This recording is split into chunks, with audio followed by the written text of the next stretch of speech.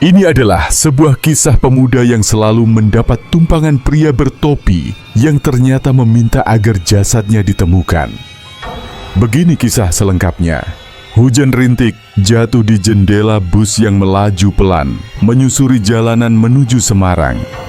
Langit kelabu, seperti suasana hati Raka, pemuda 24 tahun yang duduk di kursi belakang, menyandarkan kepala pada kaca yang dingin.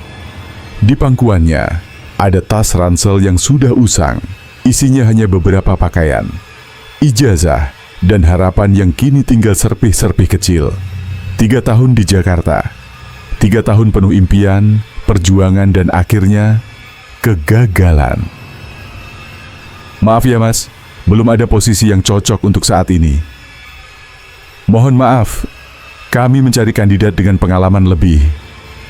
Overqualified ya mas, gajinya nanti malah nggak cocok. Kalimat-kalimat itu masih membekas di telinga. Satu persatu, perusahaan menolaknya. Awalnya Raka masih optimis, percaya bahwa segala jerih payah kuliahnya akan terbayar. Tapi waktu terus berjalan, tabungan menipis, dan satu demi satu temannya sudah mulai bekerja, punya penghasilan. Sebagian malah sudah tunangan. Sedangkan dia pulang, kembali ke desa, ke rumah tua yang dulu ia tinggalkan dengan tekad membara. Sesampainya di terminal Semarang, suasana kampung langsung menyambut. Udara lebih bersih, motor yang lalu lalang lebih sedikit, dan suara penjual gorengan di pojok jalan yang masih memanggil pelanggan dengan teriakan khas. Ayahnya menjemput dengan motor bebek tua. Tak banyak kata yang diucap di perjalanan pulang, hanya gumaman basa-basi. Ibunya menyambut di beranda rumah, senyumnya hangat, tapi sorot matanya mengandung campuran rasa senang dan iba. "Gagal ya nak?" tanya sang ibu perlahan saat malam menjelang di meja makan yang hanya diisi cahaya remang dari lampu gantung. Raka tak menjawab, ia hanya menunduk dan mengaduk nasi di piringnya. Beberapa hari setelahnya, paman dari pihak ibunya datang berkunjung. Beliau pemilik pabrik furnitur di pinggiran kota. Sederhana tapi cukup besar, memproduksi meja dan kursi kayu untuk toko-toko dan pemesanan proyek. "Kalau kamu nggak keberatan, kerja aja di tempat paman dulu. Nggak mewah, tapi halal dan lumayan lah buat bangun lagi dari nol," kata pamannya, sembari menyeduh kopi di dapur. Raka menerima tawaran itu, bukan karena semangat, tapi karena tak punya pilihan lain. Hari-hari barunya dimulai. Setiap pagi ia berangkat dari rumah dengan motor matic tua, melintasi jalan desa yang naik turun, menyeberangi sungai kecil, lalu masuk ke jalan tanah yang diapit kebun karet luas. Jalur itu sepi. Kadang hanya bertemu 1 atau 2 truk kayu. Jalan yang sama harus ia lalui lagi setiap sore, saat matahari mulai tenggelam dan langit berubah jingga keunguan. Hari-hari kerja di pabrik cukup melelahkan. Badan pegal, baju bau lem kayu, tapi tak ada waktu untuk mengeluh. Di antara debu-debu halus dan bau serbuk gergaji, Raka perlahan mulai membiasakan diri. Meskipun hati kecilnya masih belum bisa menerima bahwa setelah semua pendidikan dan cita-cita itu, ia kembali ke titik awal. Tapi Raka tak tahu, di ujung jalan, di balik sunyinya kebun karet, takdir sudah menunggunya. Takdir yang akan mengubah segalanya. Langit sore itu kelabu pekat, awan menggantung rendah, dan suara petir bergema di kejauhan, seperti dentang gamelan dari dunia lain. Hujan deras mengguyur jalanan tanah yang mulai becek, menciptakan genangan-genangan di sela-sela batu dan akar pohon karet yang menyembul dari bawah. Raka baru saja pulang dari pabrik. Jaketnya basah, meski sudah mengenakan jas hujan tipis yang ia beli di warung sebelah pabrik. Motor tuanya menggeram pelan menembus kabut dan guyuran air. Wiper helmnya tidak berfungsi dengan baik, dan pandangannya terbatas. Saat itu, ketika melewati belokan menurun di tepi kebun karet, ia melihatnya. Seseorang berdiri di pinggir jalan, di bawah pohon karet besar. Sosok laki-laki, tubuhnya tegak, mengenakan baju panjang dan celana gelap. Di kepalanya ada topi lebar yang membuat wajahnya terlindungi dari hujan. Tapi yang paling aneh adalah, pria itu berdiri diam, tak bergerak sedikit pun, padahal hujan sangat deras. Motor Raka melambat dengan sendirinya. Laki-laki itu mengangkat tangan, seperti memberi isyarat minta tumpangan. Raka menoleh cepat ke belakang. Jalan sepi, hanya dia sendiri. Hujan membuat segalanya terasa lebih sunyi. Ia berhenti beberapa meter dari pria itu. "Mas, boleh numpang sampai desa seberang?" tanya pria itu dengan suara dalam dan berat. Tidak menyeramkan, tapi terasa berat. Seperti berasal dari rongga dada yang kosong. Raka ragu sejenak, tapi ia mengangguk pelan. "Ayo." Pria itu naik ke boncengan motornya. Motor melaju lagi, bergetar melewati lubang dan genangan air. Raka diam. Tak ada percakapan selama perjalanan. Tapi di balik helm, ia mulai mencium sesuatu yang aneh. Aroma lumpur basah dan aroma bunga melati.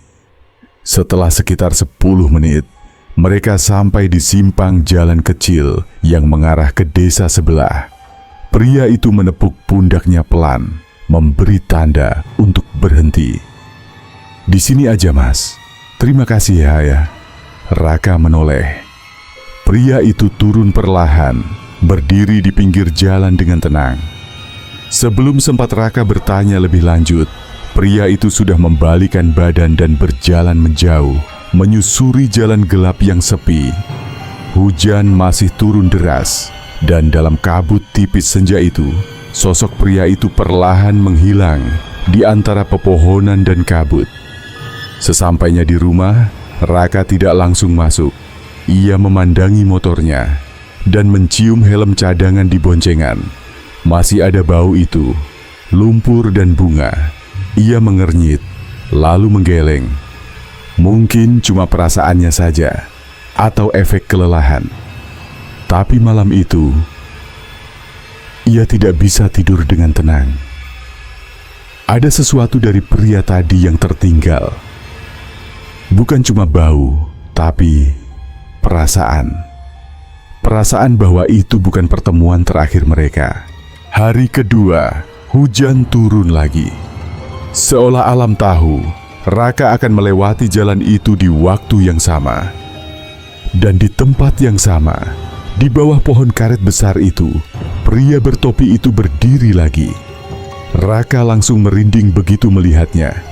Topi yang sama, baju gelap yang sama, berdiri di posisi yang sama, diam, menatap ke arah jalan dengan kepala sedikit tertunduk. Sejenak, Raka ingin tancap gas dan pura-pura tak melihat, tapi pria itu mengangkat tangan, gerakan yang sama seperti kemarin. "Mas, ke desa sebelah lagi ya." Suaranya persis, dalam, berat, datar. Raka terdiam. Tapi entah kenapa, jemarinya justru mengendurkan gas dan menarik rem. Pria itu naik ke boncengan. Sepanjang perjalanan, bau lumpur dan melati kembali menusuk hidungnya. Sama persis, bahkan terasa lebih kuat. Dan setiap kali angin menerpa dari belakang, lehernya merinding seperti ada napas dingin menyentuh kulitnya. Hari ketiga, keempat, hingga hari ketujuh, ritual yang sama terjadi. Hujan, senja, jalan sepi. Pria itu berdiri di bawah pohon karet, dan Raka, meski makin gelisah, selalu berhenti, selalu membonceng, selalu membiarkannya turun di simpang jalan desa sebelah. Anehnya, tidak ada yang berubah. Pakaian, gerak tubuh, bau yang sama. Bahkan cara pria itu duduk pun sama. Tegap, tak bergerak, tak bersuara sepanjang jalan. Kadang Raka mencoba mengajak ngobrol. "Mas kerja di mana ya? Tinggalnya jauh ya dari jalan?" Tapi pria itu hanya diam atau menjawab seadanya. "Di ujung sana." "Ya, agak jauh." Kalimat yang menggantung tanpa arah.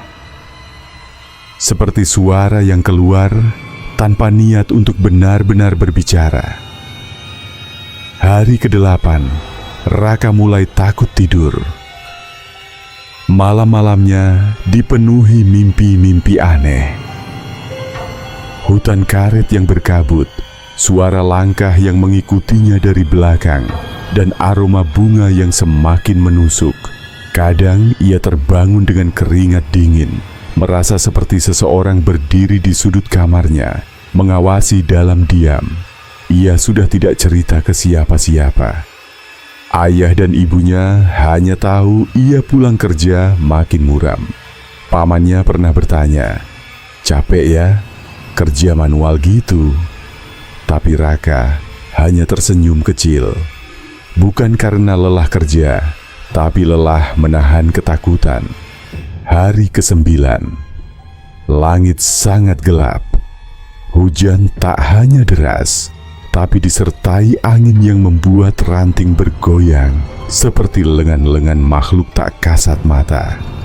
Jalan tanah menjadi lumpur licin, dan lampu motornya hanya mampu menembus beberapa meter ke depan. Dan di sanalah dia lagi, pria bertopi, berdiri, menunggu. Bahkan sebelum Raka melihat wajahnya, aroma itu sudah lebih dulu datang. Namun hari ini, sesuatu berbeda. Saat Raka memboncengnya, mereka bertemu dengan tetangga desa, Pak Sulam, yang menepi untuk menghindari pohon tumbang. Raka berhenti juga. Raka, hujan-hujan masih kerja juga ya?" "Iya Pak, ini mau pulang. Sekalian nganter orang." Pak Sulam menoleh ke arah jok belakang, lalu diam, dahinya mengernyit. "Orang?" tanyanya pelan. "Kamu sendirian, Rak?" Raka terdiam. Dek, dek, dek. Jantungnya berdetak kencang. Ia menoleh cepat ke belakang. Kosong. Jok belakang kosong. Basah oleh hujan. Tidak ada siapa-siapa. Tangannya gemetar, pandangannya kabur. Tapi tadi, pria itu naik, duduk. Bahkan ia masih mencium bau bunganya. Raka tidak menjawab. Ia hanya mengangguk pelan, lalu tancap gas. Ngebut melintasi jalan licin, nyaris tergelincir di beberapa titik. Sampai di rumah, ia lempar helm dan jaket, langsung masuk ke kamar dan mengunci pintu. Nafasnya terengah, tubuhnya dingin. Dan malam itu, mimpi yang lebih mengerikan datang menghampirinya. Malam itu hujan belum juga berhenti. Raka menggigil dalam selimut. Suara hujan di atap terdengar seperti ratusan langkah kecil yang menghantam genteng. Angin menggerakkan dedaunan, sesekali menimbulkan suara yang menyerupai bisikan samar di luar jendela. Matanya tak bisa terpejam. Setiap kali ia mencoba menutup mata, bayangan pria itu muncul. Topinya, bau tubuhnya, aroma lumpur dan bunga. Tatapannya yang kosong namun seperti sedang menyimpan sesuatu. Seolah ada rahasia yang ingin disampaikan, tapi tertahan. Akhirnya, tubuh lelah itu tertidur. Dalam mimpinya, Raka berada di tengah jalan kebun karet. Tapi jalan itu kini dipenuhi kabut tebal. Semua sunyi, bahkan suara hujan pun tak ada. Ia berdiri sendirian. Lalu dari balik kabut itu, pria bertopi muncul. Tapi kali ini, wajahnya jelas, pucat, matanya cekung, bibirnya kering. Di lehernya ada bekas luka panjang, seperti sayatan. Bajunya robek, kotor, penuh noda lumpur dan darah yang mengering. "Mas," katanya lirih, suaranya parau. "Aku mohon, tolong temukan jasadku." Tubuh Raka tak bisa bergerak. Kakinya kaku, tapi matanya tak bisa berpaling. Ada perasaan kasihan dan ngeri bercampur menjadi satu. Aku mati di jalan itu, di bawah pohon karet, dirampok, dibuang ke parit. Sudah 9 hari. 9 hari aku berdiri, menunggu, agar seseorang bisa lihat aku. Raka membuka mulutnya, ingin bertanya, tapi tak satu kata pun keluar. "Bantu aku, Mas, biar aku bisa pulang." Lalu wajah pria itu mendekat, sangat dekat. Matanya menatap dalam-dalam ke mata Raka. "Besok, mereka akan menemukanku." Tiba-tiba, kabut makin tebal. Tubuh pria itu memudar. Tapi sebelum benar-benar lenyap, ia sempat berbisik, "Jangan abaikan mimpi ini." Raka terbangun dengan teriakan kecil. Napasnya memburu. Keringat dingin membasahi pelipisnya, meski udara sangat dingin. Ia melihat sekeliling, kamarnya gelap, tapi sunyi. Tidak ada siapa-siapa. Tapi mimpi itu terasa terlalu nyata. Ia langsung bangun dan menuju ruang tengah. Pamannya kebetulan sedang menginap malam itu. "Om, aku harus cerita sesuatu." Pagi itu, Raka menceritakan semuanya. Dari hari pertama, ia membonceng pria misterius itu, hingga mimpinya semalam. Wajah pamannya berubah serius. Ia menatap Raka lekat-lekat, lalu menarik nafas dalam. "Rak, jalanan kebun karet itu dulu memang sering terjadi perampokan, tapi sudah lama tidak ada kejadian. Kalau benar jasad itu masih di sana, kamu harus hati-hati. Menurut mimpi kamu, jasadnya ada di parit." Raka mengangguk. Pamannya mengangguk perlahan, lalu menepuk bahunya. Kalau itu mimpi dari orang yang sudah tiada, biasanya bukan sekadar bunga tidur. Sore itu, saat pulang kerja, hujan kembali mengguyur deras. Tapi kali ini, saat melewati tempat biasa pria itu berdiri, jalan itu sudah ramai. Lampu mobil polisi menyala, garis kuning dibentangkan. Orang-orang berkerumun, mengintip dari balik jas hujan dan payung. Jantung Raka berdetak keras. Ia menepi, memarkirkan motornya, lalu berjalan mendekat. Seorang petugas polisi dan relawan tengah mengangkat sesuatu dari dalam parit kecil. Sebuah jasad laki-laki. Pakainya robek, tubuhnya penuh lumpur. Di kepalanya masih ada topi itu. Raka langsung terpaku. Kakinya lemas, tangannya gemetar. Itu dia, pria yang 9 hari ini duduk di belakang motornya, yang setiap hari membisikkan bau lumpur dan bunga, yang tadi malam memohon dalam mimpi. Tanpa sadar, air mata mengalir dari sudut mata Raka. Ia sudah ditemukan, tapi itu belum akhir segalanya. Malamnya, pria itu datang kembali dalam mimpi yang lain dengan permintaan terakhir. Malam itu tak ada hujan, tapi langit tetap gelap. Bulan nyaris tak tampak. Raka berbaring di kamarnya. Lampu sudah dimatikan, namun matanya masih terbuka, menatap langit-langit kamar yang suram. Pikirannya belum bisa menerima kenyataan bahwa pria yang selama ini menumpang di boncengan motornya ternyata sudah meninggal. Lebih dari seminggu, ia membawa pulang arwah, berboncengan dengan mayat yang belum ditemukan. Dan kini, jenazah itu telah diangkat, dimakamkan. Tapi hatinya merasa semuanya belum benar-benar selesai. ada bagian yang belum tuntas. Dan ia benar, karena malam itu mimpi ketiga datang. Kabut menyelimuti pandangannya lagi. Tapi kali ini ia berada di depan sebuah rumah kayu tua. Lampunya remang. Di dalam samar-samar terdengar suara tawa. Tawa laki-laki, kasar, parau, seperti tawa orang mabuk. Raka melangkah maju. Pintu rumah terbuka sendiri menyingkap isi ruangan. Di dalamnya ada 5 pria sedang bermain kartu dan minum arak. Tawa mereka pecah, berisik, penuh cemoohan. Di sudut ruangan ada sepeda motor dengan bercak darah di bodinya. Lalu dari balik bayangan pojok ruangan, pria bertopi muncul lagi. Tapi kali ini ia tak terlihat menyedihkan. Wajahnya lebih tenang, namun sorot matanya masih menyimpan luka dalam.